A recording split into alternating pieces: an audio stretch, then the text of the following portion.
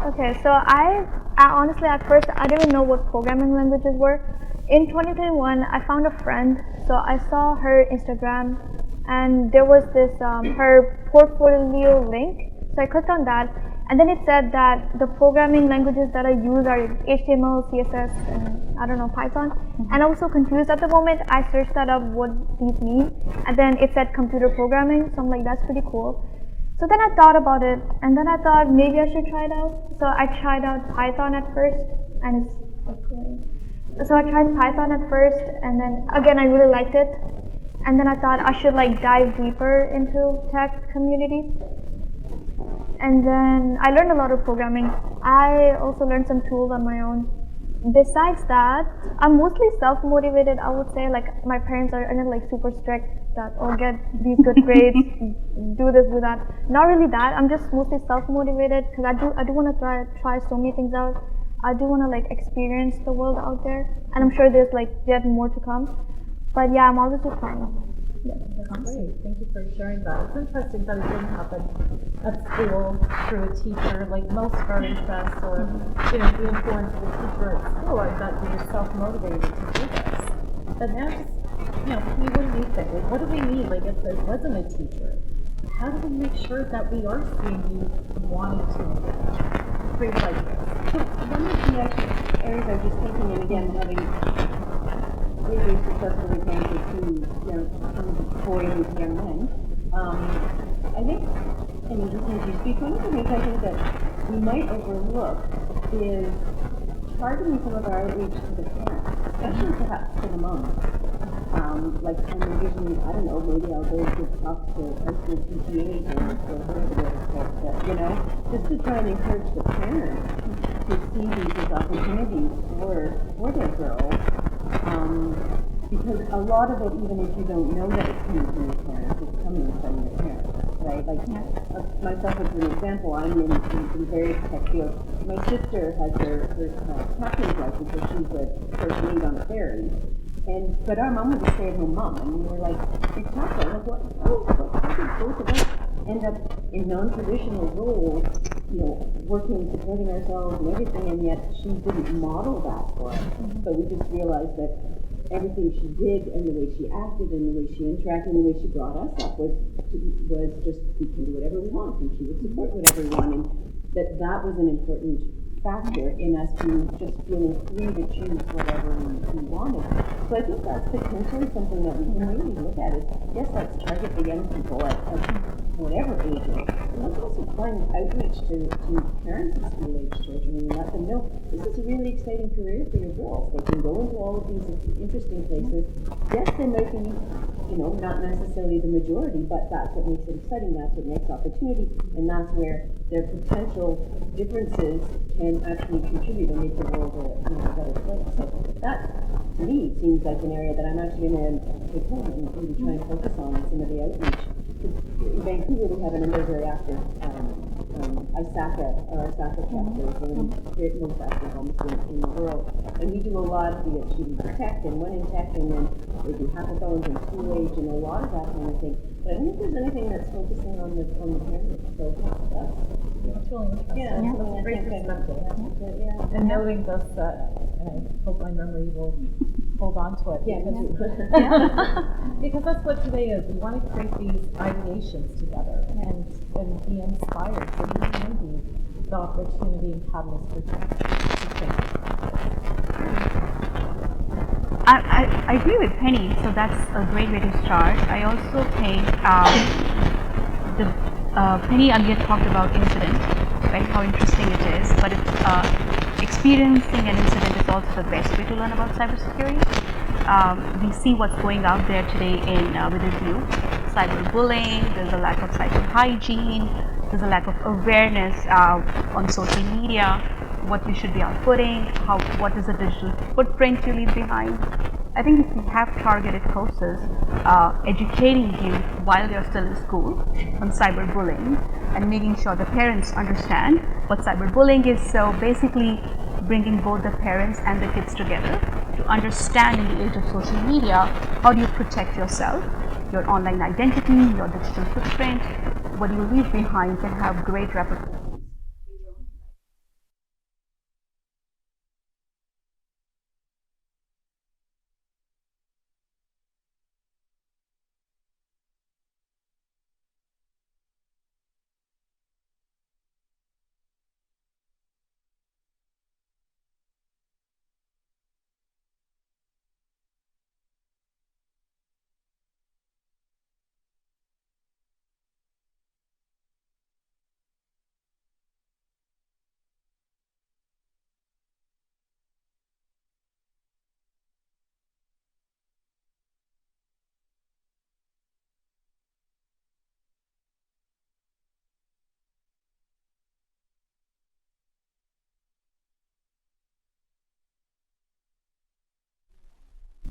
system is also really viable. Let's have this about it.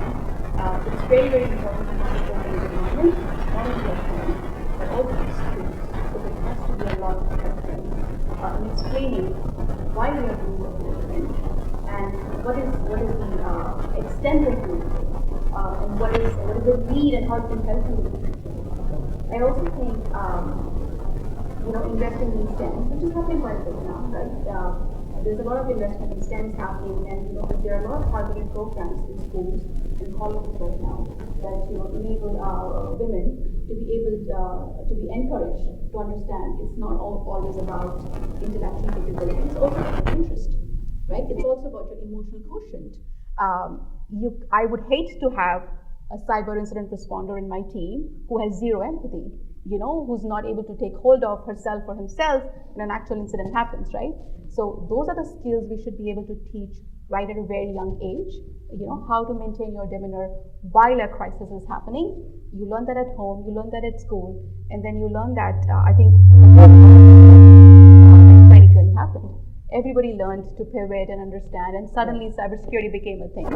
I think, incidentally, COVID did give us a great push, and people are more aware. We just have to continue doing that quite a bit and encourage and award people who are making a change, like Sohaila, right? We need to keep on providing platforms like CyberX or ISACA or IC Square or other areas where we continue to bring people in. But I agree, I think the change starts at home. So targeting parents is actually it's a great idea, and bringing the parents and the kids together.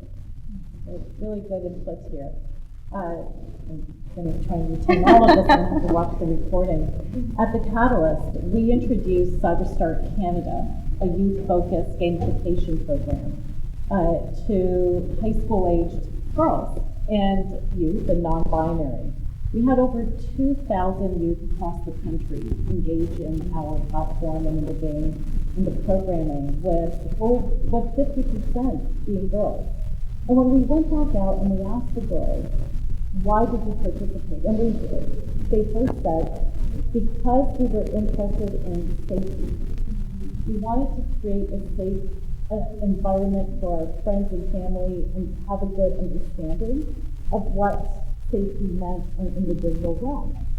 The boys just wanted to play and win. Because there were points, there was competition, they also had some of those altruistic ideas, but there was something altruistic about when we asked the girls about why did you want to learn this. And now as I'm reflecting on what you're saying about the parents and doing things outside of school, we didn't go through the schools to bring CyberStart Canada. We bypassed the schools. We didn't take it to the teachers. We didn't take it first to school boards. We went directly to youth groups. Boys and Girls Club of Canada was our big supporter. YMCA was a huge supporter. Girls Can Code. And so we really found non-traditional pathways. But is that really, we're missing the opportunity then to demonstrate to our parents, to our new immigrant families, to youth more about a career in cyber. So Sohaila, you're hearing all these great ideas. How would you have liked to have been approached? Like you sparked it out of an interest from a friend's Instagram account. I don't think I can get that specific, but I found you. So what do you think out of what we're saying? Where should we be turning to find and help more youth find their pathways into cyber? I've also noticed that since all of the youth girls are so much into social media, such as TikTok, Instagram, I would say we're also into memes a lot. So maybe make memes, where you promote your. I don't even know how. Okay. Any trending memes, because I feel like it really catches our attention. I'm also a very meme person, so it helps me watch the entire thing. If it's funny, if it's that, and if it's posted on social media. Besides that, I would say schools would also be good. Maybe the smaller schools, because the larger one already give out opportunities a lot to their girls. But I feel like the smaller schools in smaller areas, they might need some, and then you could probably bring them in tech. And yeah, that's great. Yeah. Okay. That's a great idea. So we have to all go and learn how to do TikTok. And TikTok could be, that's a whole new skill. That's a whole different. Okay, you'll have to teach me. And you're talking to the person who my voice actually seriously made me think for a hack. So, with regards to privacy and data and security, and I actually somehow locked myself out of my Google Play account on my phone because I tried to lock all the permissions down. So, but anyway, yeah, I mean, I think it's, to a certain extent, we have to stop thinking about what are ways that we think that we can get to the groups. And although I do doubt that a lot of people my age could actually create a meme that they wouldn't all look at and go, or whatever. But I think that's something definitely to invest in. Maybe that's a way to engage young people who are interested in cyber. Say, okay, let's see if you can take something that's going around, a meme that's currently out there, and before it gets stale, we'll help you give the information, you help create a message, and let's see if we can, generate some activity around it. So yeah, I think that's a way actually to engage the youth as well as trying to, engage more, and we can provide the information and they can, do the more creative work around it. So I think you did bring in a good point about the YMCA. I think that's a budding ground for especially new immigrants. I came here as an immigrant many years ago, and the first thing I went to do was I went to the Y, and they gave me a community outreach program. This is who you could meet, this is how you can get a job, this is what you could do. If you can target areas like that, promoting them, hey, by the way, this is how you ensure your online security. Hey, by the way, these are your good practices for cyber hygiene. And is your kid interested in a small course, right? So that could be a really great area because everybody goes to the Y, it's still promoted as a really viable option for people coming in who don't know anybody in Canada and have their kids, they need to settle down. That primarily could be a really, really good option. I think these are amazing solutions, and I'm just going to take you internationally for a moment. Under USAID, USA International Development, they've been working in India right now, looking at youth unemployment. And they said cybersecurity is going to be the next wave of employment for youth in India, underprivileged youth and women. They partnered up with Microsoft and another organization, I think it's called Cybersecurity. I'm going to have to check on this. 45,000 women and youth, underprivileged, will be trained. And 10,000 internships are currently being secured for these individuals to start to launch their careers into cyber. So we see these movements on large, massive scales internationally at this very large macro level as we look at what development and workforce training and bringing pathways for youth and internships. I'm going to ask the question, what are we doing in Canada that is meaningful? Just pause and think about that. I don't have answers. I wish I did. I know we're all drops in the same bucket. Yeah. But here we have a massive population about to be trained and working. In Saudi Arabia, make your assumptions, right, about women and growth and development. In the cybersecurity sector, 45% of the cybersecurity sector is women. 45%. What is it in Canada? 25%. We got some catching up to do, and it all starts with our youth, and it starts with our girls. Yeah. Where is Saudi Arabia. Oh. They're working on parity. In the next 4 years, they will hit parity. Wow. There is a effort. As we wrap up, any last words, really quickly? I got the 1 minute sign. I just saw it now. I'm so sorry. I just looked up. I'm glad we had this conversation because I actually have a whole bunch of stuff that I'm going to take back to that business so that what I can implement in some of the contacts I have. Yeah, amazing. It was great sharing my thoughts with you guys. Feel free to reach out to me after the session. Yeah, and I would just like to add that cybersecurity is a very viable option for women because Penny was telling about this earlier. You can be yourself. You can bring your authentic self back to work. There are a lot of options depending on where your intellect or your emotional quotient or your interest lies. Do explore that area, and I think this is going to be one of those areas in the future, just like IT explored and women are exploring in IT. Cybersecurity is not IT. There are other aspects to cybersecurity as well. It has a lot of potential. We just have to market it properly to say, hey, these are the career streams. You could be a techie, you could be a governance, risk and compliance person, you could be an educator. There's a lot of, you could be a privacy person, and you could come from anywhere, like Penny said. You could be legal, you could be an economist, you could be a lawyer, and you could still find a pathway in cybersecurity. So I think we need to explore, expand that thought a little bit more so that everybody has those avenues, and slowly women will start catching up. Well, thank you to each one of you. Thank you, Shilpa, Sohaila, and Penny, for your input. Really appreciate it. And thank you, everyone, for joining us on this session. And thank you. Thank you. So thank you, everyone. If you want to stay and you have questions, I have, taken up all the time. But we're here. Okay. So if anybody has any questions or ideas, we're really looking for ideas as well. So if you have thoughts and ideas that we can work through, love to hear some of them. No ideas? I have a question.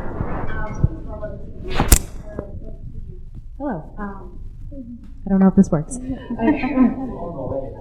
I can speak loudly. So one of my questions is just about engaging young women in cyber. So I work in sales at a data security company, and then I also volunteer coaching high school volleyball. So the girls I coach are in grade 11 and 12, and I've always talked to them about their university options and what they're planning on doing in their career. And I always say, you guys are really smart. You should go into tech, or you should go into cybersecurity. And the first kind of rebuttal I get is like, oh, I'm not technical. I'm in computer science. I don't know how to do any of this. My question for you is, what advice would you have for women like that? And a follow-up is, where can I encourage those girls to go, whether that's online or in person, so that they can be exposed to women in cyber and leadership?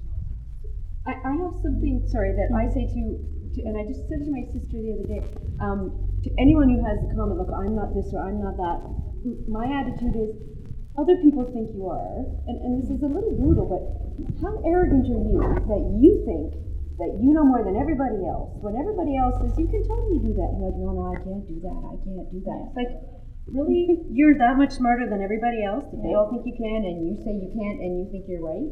Like, I think it kind of flips the attitude a little bit.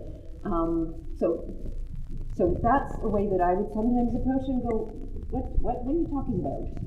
Like, we need to break people in general, and women to a certain extent, from having that kind of attitude. I mean, one way to do it is just to make it clear that's a dumb attitude to have. And I can add, what Penny's saying is, women do risk assessment all of their life on a daily basis, ranging from, is it safe to get out of the home? What time is it safe to get out? How much money should I be spending on my kids' education? How much on the groceries? So assuming that cybersecurity is just a technical field, it's just a bunch of lies that's in all the industries, right? They're male dominated. So I don't think that's the right way to look at it. There's a lot of careers in cybersecurity. All you need to do have is common sense and an appetite for risk understanding, and you should be good to go.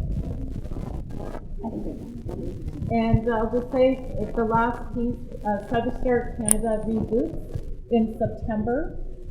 So if you have youth that are looking, right now it'll be in region of Peel District School Board is where we're going to relaunch with RBC, and then hoping to take it national by 2025. Awesome. Thank you, everyone. Thank you. This is very simple. Yeah, just like